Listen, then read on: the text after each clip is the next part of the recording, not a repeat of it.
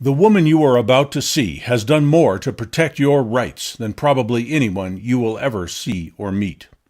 She is going to explain how she has found ways and reason to never obtain a driver's license and never register an automobile with any government agency, and how to cancel those things after they have been done for the obvious purpose of exercising our right to travel without interference by the state. You may disagree with her positions. You may consider her to be radical in her activism, but you will not be able to challenge her facts and legal references, and you will not be able to prove her wrong. The vehicle regulations she discusses in this video are only one small part of the work she has done to defend and restore individual rights. Her energy, her intellect, and her devotion to justice are unmatched in my experience. When anyone works to defend their rights, they are defending all our rights. When anyone fails to defend their rights, they put all of our rights in jeopardy. In many cases, that puts our property and even our lives in jeopardy. In the following interview, we are all privileged to hear how Jacquie Figg has battled for herself and for all of us in her lifelong campaign for freedom, rights, and justice. Okay, so my name is Jacquie Figg, and I've been traveling without a license since around 2003. A driver's license. A driver's license, yeah, let's emphasize a driver's license. I first read the vehicle code back in 2003 and realized that it really didn't apply to me, that it didn't include my property. And as such, I then sent out a series of letters to about 6 people, the Department of Motor Vehicles, the Commissioner of the Highway Patrol, the Attorney General, and a few other people, the Department of Transportation, the Governor of the state. And I very, quickly started to discover that I was right. I was correct. I did get a letter back from the Attorney General. And you were correct in what? In my assumption that I did not, it did not apply to me. You did not need a driver's I did license. not need a driver's license, and that I did not need registration for the cars or automobiles that I was using. So having gathered that, I then set about to cancel those documents, and I did that back around 2004 after a series of letters went back and forth. Cancel which documents? Driver's license and, driver's license and registration. Cancel them by mail. You're giving written notice? I gave written notice. It was actually a complete series. I would say I contracted out of the system. Okay. I did get those things notarized. I had everything sent by a notary ultimately. And the conclusion that the group of us came to, when I say the group of us, I mean the 6 individuals I wrote to who worked for the state and myself, came to the conclusion that it was not for me. And having the licenses. Having the license, yeah. I issued my own documents. I issued my own identity document. I issued my own certificate of absolute title, or absolute ownership, not title. I issued my own bond for insurance purposes, or financial responsibility is really what it's called. Now that sounds like a lot of work, a lot of study. Okay. It was a lot of work. Okay. And this enables you to utilize the public highways without the licenses, is the idea. Absolutely. And I was perfectly safe for a couple of years. I traveled around the place, I didn't actually get stopped or anything. Nobody stopped me. I had my own plate made up, and everybody had been noticed, and it wasn't an issue. A couple of years into this, I did have an issue with an officer, and ultimately he arrested me, impounded my car, and at the time he discovered that my car was not in the system, that I was not in the system, and he could not understand it. He could not find any evidence of me existing. So I know that my process had an effect. It had actually wiped out any recognition of me within the system. And I had received a couple of small tickets previously. But he should not have arrested you then. No. So how did that resolve? Well, it wasn't actually too good. What happened was about 8-9 hours after I was arrested, they managed to locate old tickets, and which included the automobile I was driving, and technically they put me back into the system. Ultimately, this resulted in my having a bail of about $920,000 for driving without a license. I was $1 million baby. How did it get that high? Because yeah, that's kind of another interesting story. Well, they couldn't hold me. Every time I was arrested, I would sign as the authorized representative and I would be released. So I was constantly cite and released, and I would never go into court because there was no consent. And we'll get into that in a second. The element of consent is the major element. Anyway, this went on for a number of years, and slowly the bail kept going up and up and up, because every time they got me, I would, have this this way out. So eventually the highest amount of bail was $920,000. Okay. Yes, it worked up to that. Okay. Yes, and I can tell you, the officers were very excited whenever they found me. You would have thought I'd murdered a few people, but so what I really would like to explain today is the major elements that have enabled me to come to these conclusions. I started off with these conclusions, and I've pretty much proven that the conclusions are correct. Okay, now before we go on, sure. Are you still under $900,000 threat? In other words, if people hear this and you owe $1 million and you are a fugitive from justice, then they will not want to follow your... No, not at all. No, ultimately I ended up with $100 fine, and yeah, that's everything's been dealt with. Yes, I'm not a fugitive. Yes. I did make a mistake, but that's a whole nother issue. We have tested out these theories with other people as well. But anyway, so let me explain the main elements of what I discovered. The California Vehicle Code only applies, it's a private code, let me emphasize that, it's a private code, and it only applies to certain persons.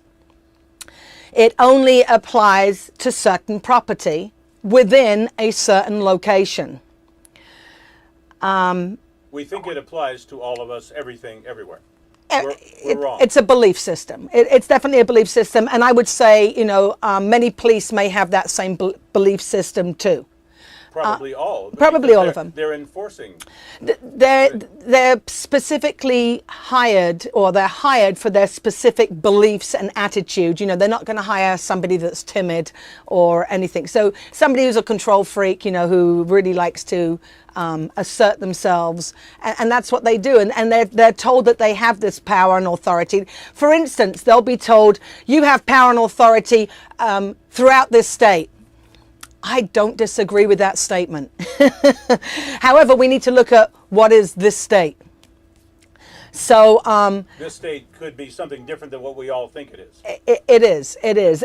In this state is the terminology, but yes, and and I've spoken to California state patrol officers, let's call them, or state law enforcement officers, and they will tell you that their power extends everywhere within this state.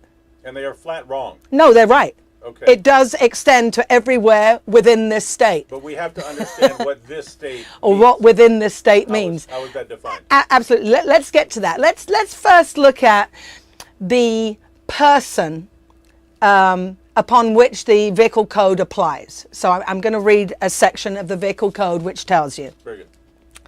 So this comes from the California Vehicle Code section 21052.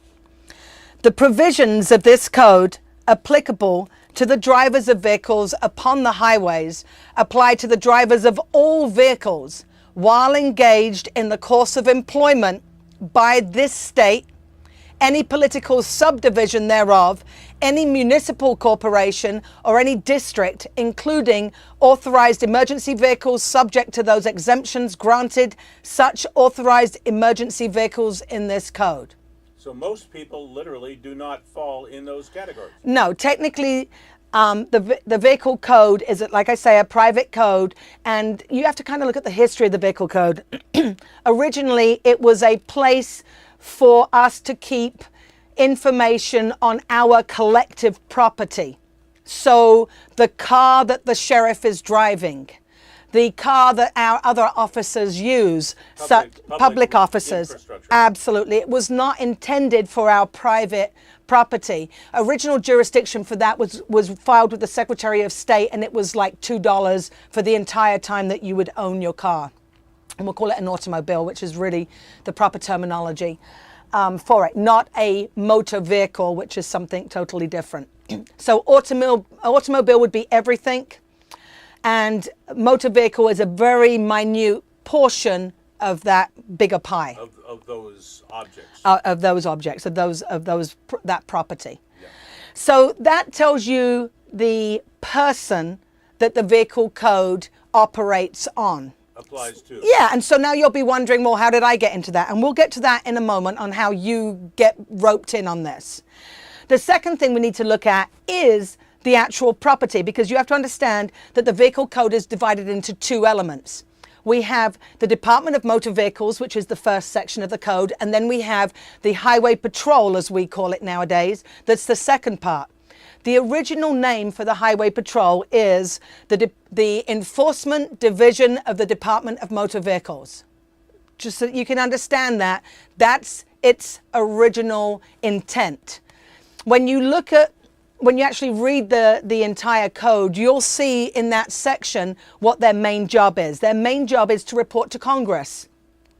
Let's say we're riding down the highway and there's a bend, a really sharp bend, and everyone keeps going off the bend and there's multiple accidents occurring there. It's their job to find those places, let Congress know so that they can, create a bill to fix that problem. The other element of their job, which I always love this part, it kind of describes it to a T, where it says, an officer may use as many flares as he needs to without ever having to pay for them himself. His job is safety. Then that's paraphrased, but that's basically how I remember it. That's, the cute little way that the code is kind of written. So you have this department that is there to keep track of our collective property. And then you have this other element, which is the enforcement of keeping track of all that property. And so there was another part of this code that kind of always stayed in my mind. And I'm going to paraphrase it here because it's from one of the earlier parts of the code. But it basically says, if at the time of an accident, the officer is attending the accident because that's within the purview of his agency, basically. He's there for safety purposes. If at the time of an accident he discovers that a person is required to be licensed and is not licensed, if they're required to be registered, the car is required to be registered and it's not registered, then he's to issue a citation in triplicate, and they are to appear at the Department of Motor Vehicles for a hearing. The one that would have licensed. Absolutely. The person who's being cited is actually appearing at the Department of Motor Vehicles. Yes. Now, when you look at the construction of the codes, what we're looking at is, the singular includes the plural includes the singular. So when you look at the word commissioner, you have a commissioner of the Highway Patrol. You have commissioners of the court. You're going before a hearing commissioner. So technically, at that time, you're in the Department of Motor Vehicles. When you read the code, it seems pretty clear that that's what's happening. It's an administrative hearing, and you are appearing at the Department of Motor Vehicles. You're appearing within the purview of that jurisdiction. They call it traffic court. They call it traffic court. Yeah. Absolutely. Yeah. Right. And they link it to criminal to give it some kind of standing, but technically it's quasi-civil. But if they told you it was quasi-civil, you wouldn't go. So they trick you into thinking it's criminal. So they'll say criminal and traffic just to get you in there. So anyway, so that's the person. It's really to take care of state employees and operators of state property because they're required to protect the public. So when we look at the purview of the property that is being looked after, as I've mentioned, it is state-owned property.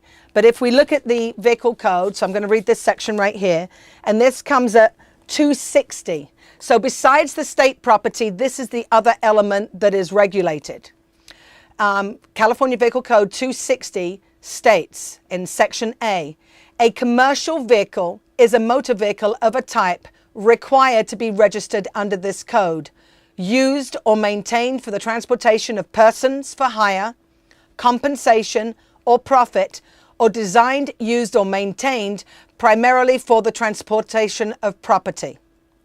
Section B of that code, 260 again, passenger vehicles and house cars that are not used for the transportation of persons for hire, compensation, or profit are not commercial vehicles. So that's... So this is publicly owned vehicles or vehicles that are involved in commerce. In commerce, making revenue from their usage. Absolutely, which is in line with the federal statutes under Title 18, Section 36. There's a whole part in there in regards to, it defines used for commercial purposes and what that really means. So again, this does not apply to most drivers of automobiles. Absolutely not. No, neither our property nor us, and I'm using these terms very loosely or in the ordinary language, not in legal language, because these things have other meanings, of course, when you hit legalese. So, if I say you and I really mean you and me, and you almost run out of words because of legalese, but yes. Right. Yes. Yeah. So most people are not in this jurisdiction. Let's discuss this jurisdiction. So you have to understand that we have 29 codes in California. Those 29 codes are actually one statute. So that's like government code, penal code, this code, that code. Absolutely. Under one statute. Under one statute. So the definitions in one particular code apply throughout the codes, throughout all 29 codes, unless it's expressly stated within that code.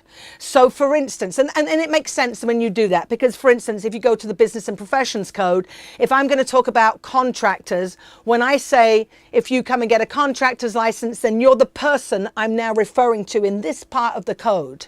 Persons include that person that's licensed under the... They redefine the word Absolutely, person. Yes. These things have to be defined. Right. So, it's not applying to me because I didn't go and apply for that or that license. Right. So, it's very important that we have that clear. Now, when we look at the state forum, there's a couple of things you really have to look at. You have to look at the fact that California is a federal corporation under the Buck Act.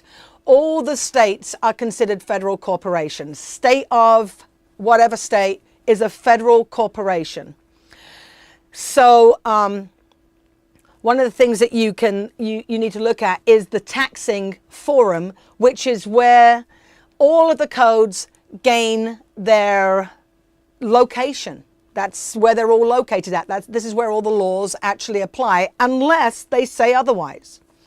So when you look for forum, we need to look at the Revenue and Taxation Code. It comes up numerous times, but in terms of property, we can look at 130F, and this is what it describes as being the forum. 130F, the term in this state, very important, it's in quotes, it comes up a lot in all the various codes. Whenever they use the term in this state or within this state, it's referring to this location. So we'll find out now what in this state means. In this state means within the exterior limits of the state of California and includes all territory within these limits owned by or ceded to the United States of America. So it's not what we think it is, the boundaries of the state that you see on a map. It is those portions of the state that are owned or ceded to the federal government. Sure. So what we think is a state jurisdiction of traffic control or enforcement is actually a federal jurisdiction. So we're all misled on that. Yes, there is, it's not so much misled. Okay, so if you imagine at the construction of the Constitution, there's two elements in there. There's one, the formation of the government for the people, but for and by the people. And then there's the formation of the administration of the government. Okay. Two different entities. Yeah, yeah. And what we keep falling into is that portion that was actually created for the administration of the government, the rules for the smooth running of the government. That's what we keep falling into. So we keep becoming state employees, operators of state property, or government employees. The office of person is really an important element for people to kind of understand. Yes. So you know, there is the government as such, which really doesn't exist, and we won't get into that right now, but technically there is a government, and then there is a government for governing the government. Right. And that's the issue right there. That's really the one that's come to the forefront, and that's where we keep kind of falling down that rabbit hole, because we keep falling in as a member of the government and applicable to the rules that govern the running of the government. It seems some sort of fraud has pulled us into a place where we don't belong. We you know, I really stay away from the word fraud, mostly because I do prefer belief system. It's a belief system. We think that they, you know, we think and we've been trained to look up to this as an authority. It's not true. They've been trained to treat us with authority, and they think that that's so it's a lot of beliefs going on. A belief system Yes. could be true. Yes. This one is not. It's not true. Yes, Okay. it's not true. So where do we go from here? Well, let me explain the other part, because this is the important thing is, you know, by now you'll be wondering, well, how did I get into this? How did I, well, it is part of the belief system. You believed that you were required to have a license, so you walked into the Department of Motor Vehicles and you went and applied for a license or registration for your car or your automobile, even though you was not using it in the method that is regulated. It's not you was not participating in a regulated activity, and you was not the regulated person, but you volunteered into that system. You were not offering your vehicle for hire. Yes, but you thought you needed one, so you walked in and got one. And then here's the thing, the guy at the DMV only has one type of license. I mean, they do have motorcycles or whatever, but there's only one system that they have of their own kind of governance. And you filled out an application as it was. The way that you filled it out showed that you were qualified to do that. You took a test. So there's a lot of intent going on here. So you represented yourself as being within their jurisdiction. Absolutely, yes. But you did that. They didn't do it They to didn't you. do it to you. You went in by applying for the license. You did that yourself. Yeah, and we can go into that just in a little bit of how we keep falling into that kind of trap. So first of all, I want to show you where the license comes in and where the property first gets registered. So those can be found in California Vehicle Code 17459 and 17460. 17459 says the acceptance by a resident of this state of a certificate of ownership or a certificate of registration of any motor vehicle or any renewal thereof issued under the provisions of this code shall constitute the consent by the person that service of summons may be made upon him within or without this state, whether or not he is then a resident of this state, in any action brought in the courts of this state upon a cause of action arising in this state out of the ownership or operation of a motor vehicle. So it's a very interesting construction of language right there. We begin as a resident of this state. And this is the state you defined a minute ago.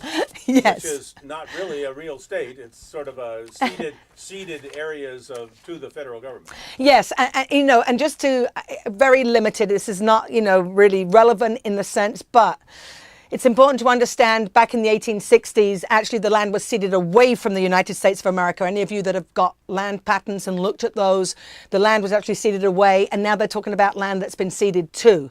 So the chances are you're not on land that was ceded to the United States, and you can probably show that you're actually on land that was ceded from the United States, right, or, you know, sold by them. Right.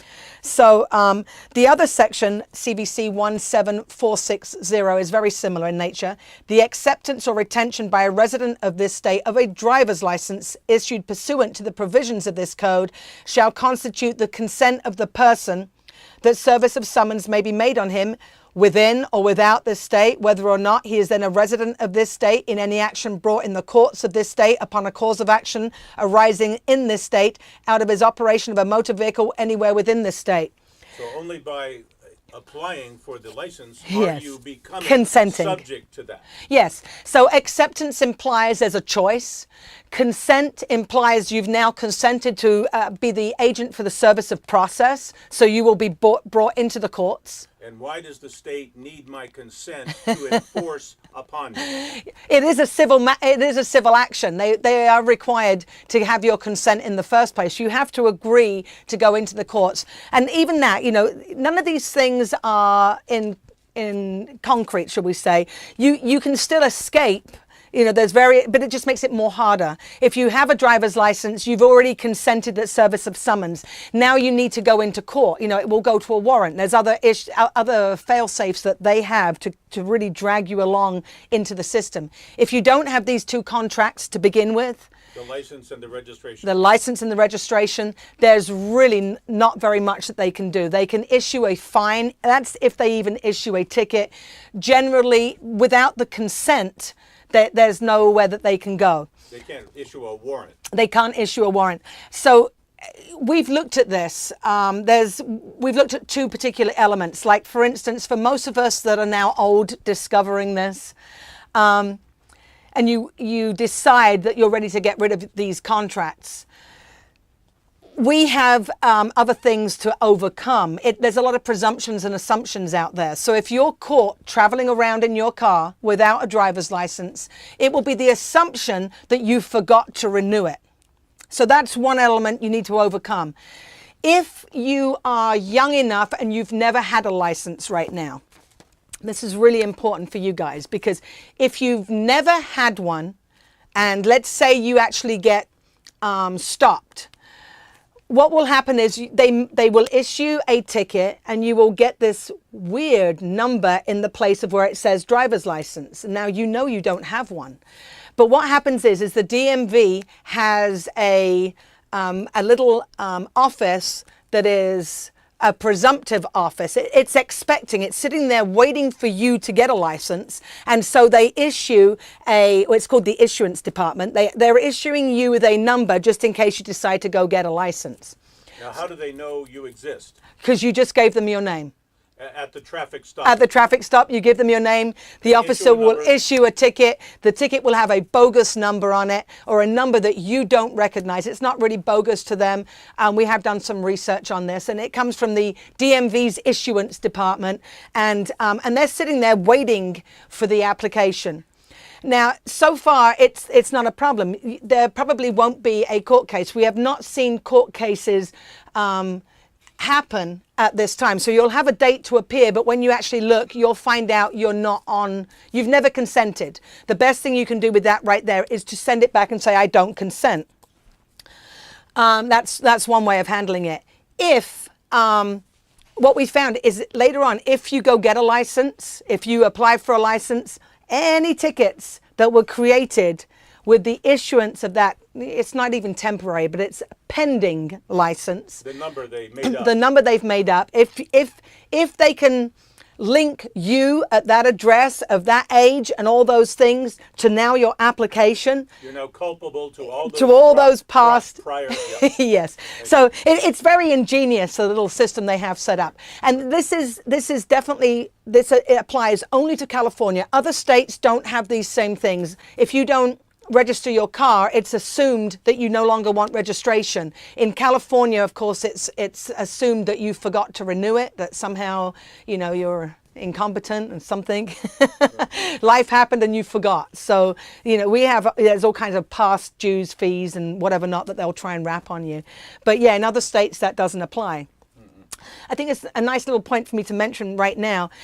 California has a renewal every 4 years of a driver's license.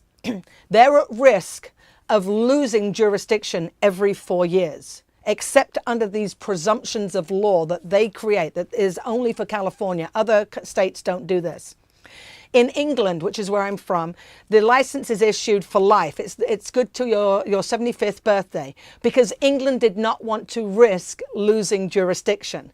Rather than be in commerce, because that's the other thing, California has chosen that it wants the revenue generated every 4 years, which is quite substantial. and risk losing jurisdiction, England would rather, maintain jurisdiction at the risk of losing a couple of bucks. And tax you some other way. Absolutely. TV licenses. Absolutely. But that goes to show you the law is uniform everywhere. The theory, I'm telling you, is absolutely uniform. Another one that you can check up is a case called O'Neill. In the O'Neill case, it's called O'Neill versus the Department of Professional and Vocational Standards. It's from June 5th, 1935, and it was heard in the 2nd Appellate District. And just real briefly, what that says is, O'Neill was a guy that had a contractor's license at some point. He got pulled up before the board for some violations. They fined him, even though his license was expired and he had not asked to have it renewed. Ultimately, he goes to court. The court rules against him. He goes to the appellate division, and the appellate division rules. The judgment of the Superior Court is reversed with direction that it adjudge and decree that the order made by the Registrar of Contractors be declared null and void for lack of jurisdiction.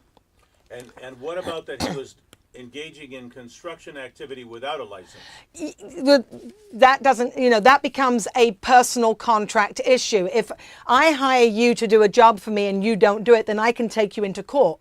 But if you're unlicensed, that's my only remedy. If you're licensed, I then have to go through the board, and what happens is you have an administrative hearing. They find you guilty of something. They fine you. You pay the board, and I get nothing.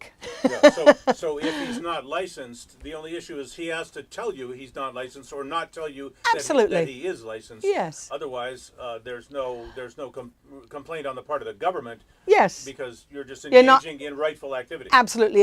Yes, exactly. You're using your labor in exchange for something, just and fair. Value. A value. Yes. Yeah. Okay. So how do we get out of our ticket? In other words, we've talked about not having a license. Sure. And as actually having an advantage legally by not having a license. Yes. This is a very difficult, concept for many people. So wherever we are in the explanation, let's move forward so people can really get a grasp of how this may come around to their lives.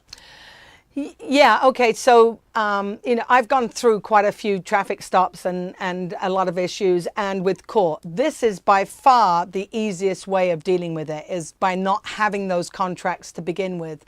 Once you step into their arena, you're pretty much fodder for their, there are ways out, but you're going to have to, use legal arguments to maneuver your way out. My favorite one is always the verified complaint, and I know a lot of people have problems with the verified complaint. Requiring the court show a verified complaint in order to enforce against you. Absolutely. I think one of the important things people have to understand with the court can appear to move forward with its processes. They can send you to the public defender's office. They can, hurl you through the court and keep going and keep going and keep going and bring you back there. And what you have to do is you have to stand on your rights. Because what happens is they can appear to proceed, but they cannot effect judgment.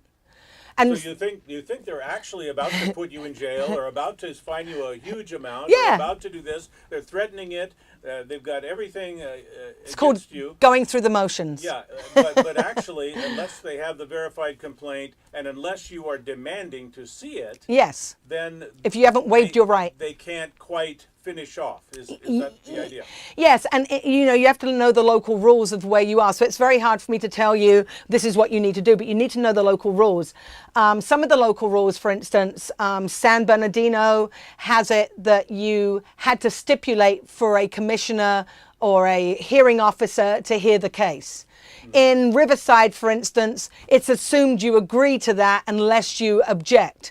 So you really need to know those rules. And let's explain the verified complaint. This Sure. is a sworn statement Yes. by someone who says They're injured. that you've injured them. Yes. And that's something you never have, or Yes. very rarely have, in a traffic case of any kind. Yeah, you need to have a controversy as such, or a controversy, if you guys would like to hear it that way. Yeah, I learned a few things along the way, and one of those is a controversy. So here's a little scenario for you.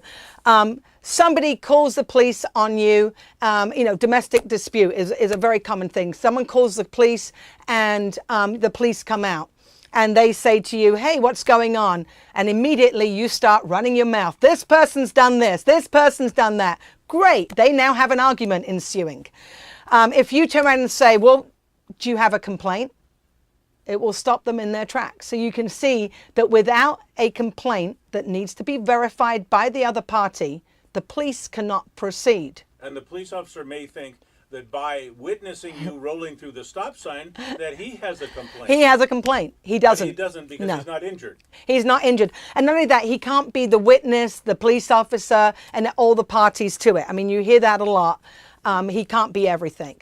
Some people will ask the commissioner, for instance, what's the nature and cause of the action? That's a really good question to kind of get that down. And but I think we should kind of discuss that maybe in a different. Another time. Yeah, because it's pretty long. It's really important to understand the nature and cause of an action. Yeah, and you need to go into that pretty clearly. Okay, so now most people do have a license at this stage in history, and so there's a process of noticing that you are giving the license back, you are giving it up. Absolutely. Abdicating, and is that where we're going now with this? Yeah, let's go there. So if you are ready to get rid of your license and to remove your cars from registration, there is a process. There is a DMV form called DL142, and you can fill that out. And it does ask for a reason why you're giving it up. And if, it has to be very personal to you. If you've done your research, you can put fraud if you want. I was under the impression I needed one, and I've read the code, and now I don't. I understand I don't need one. It really is a personal reason as to why you're giving it up. So you would write that in there, and you can just literally send back your license. The important thing, real key here, is to make sure you get something back from them. That form is a two-part form. You could walk in there and get a stamped, filed copy. That's one way. There is also a letter that they give out which kind of thanks you for the consideration of you canceling your driving privilege. That's a really good letter to have, because otherwise what happens is the police pull you over, they come under the presumption that you forgot to renew it, especially if they find you in the system and they find an old driver's license number there. They're going to assume that you forgot. So it's very important for you to be able to show that, rebut that presumption immediately. And I've been in stops where that's happened, and it really is, you see the little light go on and they're like, oh. So, and I've been in stops where they don't have that notice, and they really will go on that presumption. Oh no, you just forgot to renew it. Oh no, I canceled it. So would it be wise to do the return of the license and the paperwork at the counter, where you can get a signature and you can insist on some sort of receipt or paperwork acknowledging that action? Absolutely, yes. So it's maybe better not to do it by mail. You just may never get anything back. You might not get anything back. Absolutely. You can do it at the counter. And you have to be assertive to say, I need a record of this. I need a record of this. Another thing that you can do for anyone that's already canceled their driver's license and they're experiencing the problem that I'm highlighting right here, which is that during a stop, they're just assuming that you still are driving and you've forgotten to renew your license. You can, if you have any proof that you did cancel the driver's license, that you did DL142, or that you did some sort of mailing, because in my case, I actually did a process, so I have proof, then walk into your nearest DMV office with that proof and show it to them and ask them for a copy of the notice of cancellation. It's very important that you carry that letter with you. Right. Now, in regards to... Now, that could be a photocopy. You just keep many copies. Oh, yeah. But it is the record. It is the record. It's proof right there. And it really does rebut that presumption for them. Now, in terms of the car being removed from registration, that has had some other difficulties. I did achieve that, like I said before, and an officer did put it back. You could just do like I did in that case, which was to send out a series of letters to a number of people requesting that they remove it. I did get it removed, so it's definitely possible to do that. There are other ways to do it too, and that is through a foreign trust is another way. I'm trying to think of any other ways there are. I know people have come up with some ways, for instance, like junk in the car. I really don't recommend the junking in the car, but it is possible to do it that way as well. When you say a foreign trust, you're trying to make some official paperwork that claims the authority over the vehicle. Is that correct? Well, what happens is you just literally, in the same way that you would transfer a car from me to you, I would just transfer the car from me to my foreign trust. And what I've done is you include the EIN on that transfer so that they can then look it up and realize that it is foreign. Now, anyone can create a foreign trust. Anyone correct? can create a foreign trust, yes. Right. But there is an EIN that you do get from the IRS, which is a 98 number. So anybody that has that 98 number, there are a lot of us out there, you can move the car directly into that vehicle. And what I did is I then wrote an email to the Department of Transportation, and I said to them, hey, I have use of an automobile that is owned by a foreign trust that is recognized by the United States of America. What do I do with my tags? And the response was, return them immediately to the nearest DMV. So now you're driving without tags now. Well, and then what I did is I took that email and I keep it in my car. Yes, and that's without, yes, because if you're actually traveling with a car that is owned by a foreign entity and you have California plates on it, that's considered a misdemeanor. I've forgotten the section that that's at, but it actually comes up as being a misdemeanor. No license plate. Well, no, not no license plate. If you have a California plate and the car is not owned in California. Oh, okay. So you have to remove the plate. You have to remove the plate, yes. So once I was aware of that, it comes under the foreign organization section. You'll see in there that it's actually listed as a misdemeanor. So you really do need to remove the plate. But for the purposes of being safe, which is what this is all about, the idea is to be able to travel safely. And if you've just got no plate, you're running a risk. So I did send the email and I got the response, and I carry the email in that automobile. You're talking about being safe from getting pulled over. Oh yeah, and having the car, yes. And yes. So you will get pulled over. What about the idea? What about the idea of a license plate that says Foreign Trust 99528? I actually have my EIN on mine. I created my own plate and I use that one, and I've had it like that for maybe 5 years now, no problem. As long as it doesn't look like a California plate. As long as it's not looking, like a fraud in their system. Right. So yes, you can do that. You can even, I used to use my own plates quite a lot, especially when I'd removed everything from the system with my own emblem on there, my own heraldry, crest. That was cool. So there's various things. And people have managed to maneuver this pretty well. So yeah, it is possible to do. Okay. So what do we not know yet about getting sort of outside the system and getting pirated by the government bureaucrats and the black and white police cars? There is one other safety measure that you can do. If you're venturing down this road, there's nothing worse than having your car impounded and ending up with all these court cases. It really is frustrating and depressing. So one of the if you can learn from my education, it's great. I'm really happy for you. Yes, Thank absolutely. You. We'll try. That's the idea. Yes. So there is a final safety. So back in 2004 or so, like I say, I'd read the vehicle code, and I did get an impound. I think it was 2000, might have been 2005 or 2006. But anyway, somewhere way back when, after I'd done all this, in fact, it's during the same cop was having this problem with me. So I want to make that clear that a series of events occurred About a year and a half, 2 years after I'd done this. So it must have been around 2005, 2006. An officer kind of got a vendetta going. Yes, yeah. I embarrassed him in front of his rookies, and he, he's will never live that down. yeah, yes. And so the next day was the very first day I was ever impounded as a result of this. Right. So, yes. So what happened after that very first time I was impounded?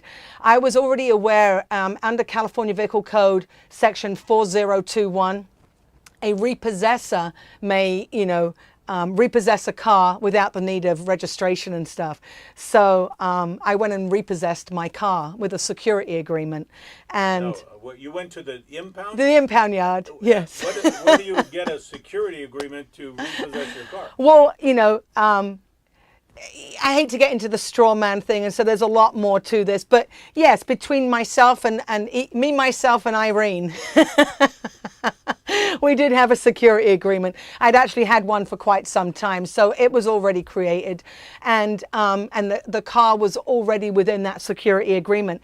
At this point, I'm going to mention, because this kind of sounds flighty to people, but when you look at many banks have leasing companies. They have leasing companies, and they lease their desk, their operations, everything that they use from a leasing company that they happen to own. It's the same thing. So I have a very similar structure that's set up. Right, so you securitize I've your car securitized, with yes. yourself or an entity Absolutely. that you control. Yes. And so you have studied a little law, and you understand trust a little bit. A little bit to do that, and the way that you have liens and all the rest of it. And when you look at the vehicle code, the vehicle code actually mentions the Uniform Commercial Code, which is kind of interesting. If you think it's a state law, but it mentions the Uniform Commercial Code, it's over 300 odd times, 350 odd times, and in each of those places, it mentions that the UCC is superior in nature to the vehicle code. So just so that you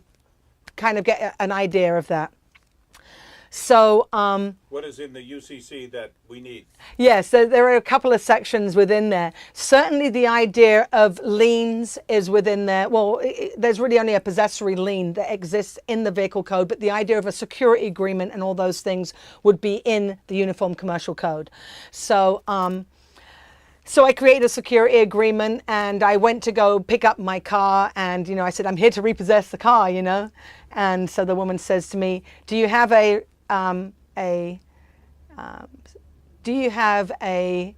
repossession order? And hold on, and I'm like, a what? She goes, a repossession order and a hold harmless. And I go, oh, I've forgotten that. Hold on a minute, I'll be right back. So I ran home, looked them up, got one, went back, repossessed my car. When you say got one, you wrote it up. Yeah, I wrote it up. Maybe get a notary on it or something. Oh, I didn't need a notary. The great thing about this is when you actually read the code, there is no requirements for a secured party to have anything notarized. And you can have copies. You don't need the originals.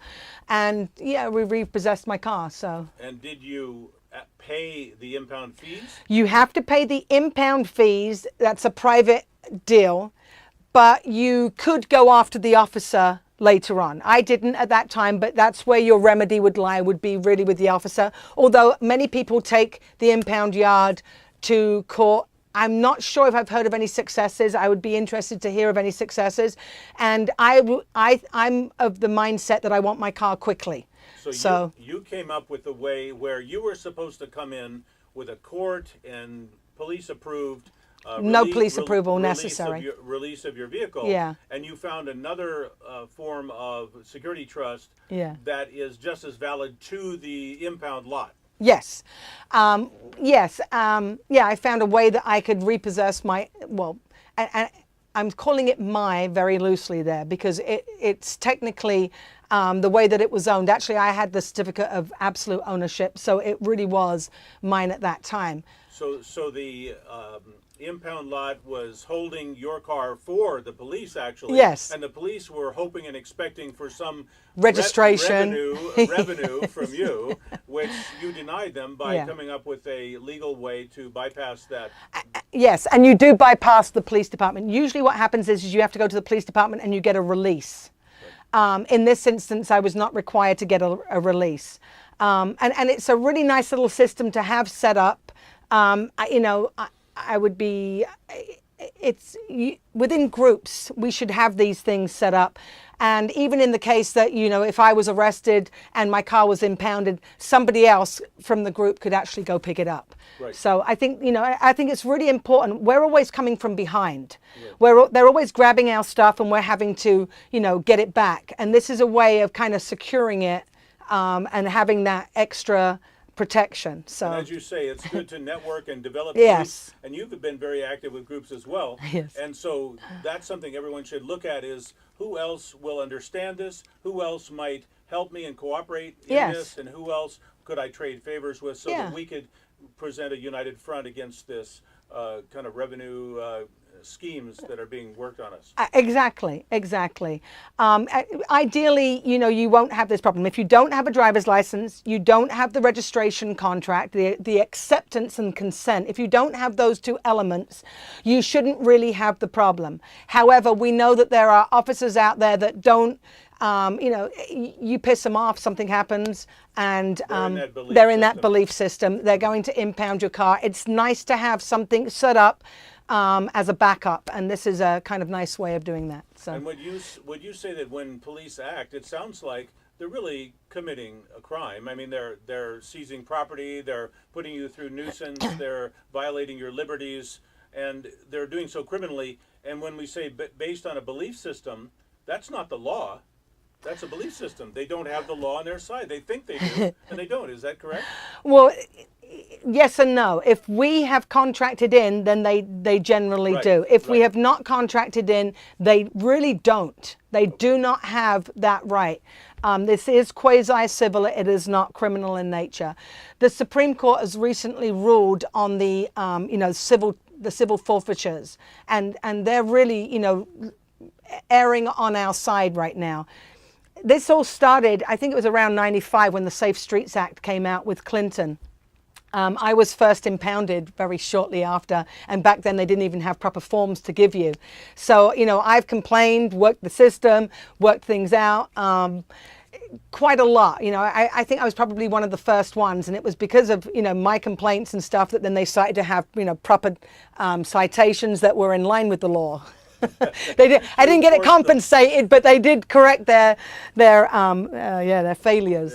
Yeah, absolutely. So, and I'd find a new part every time that it happened to me, every time I was impounded. And I have been impounded quite a number of times. I've taken quite a lot of beatings.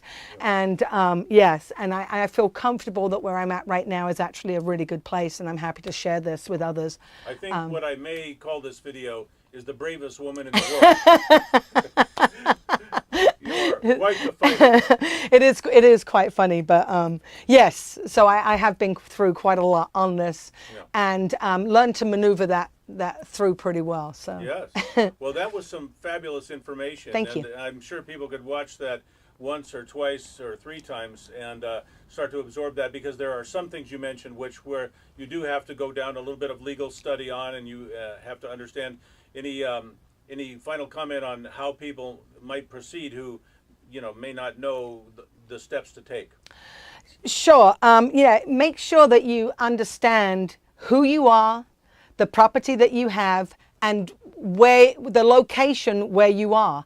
It's really important to understand the terminology that's being used against you. Yeah, so when you say where you are, yes. how the law defines where you are. Absolutely. What that means in a technical sense, because we all think we know where we are, but what matters in this case is the law. Sure. And what you found was that it means something very different from what you think it means. It does mean something totally different, yeah. And you really need to understand that venue that they're presuming is that you're on land that's been ceded to the United States, and you are using a zip code. That's why many of us don't use zip codes and the federal definitions and federal places.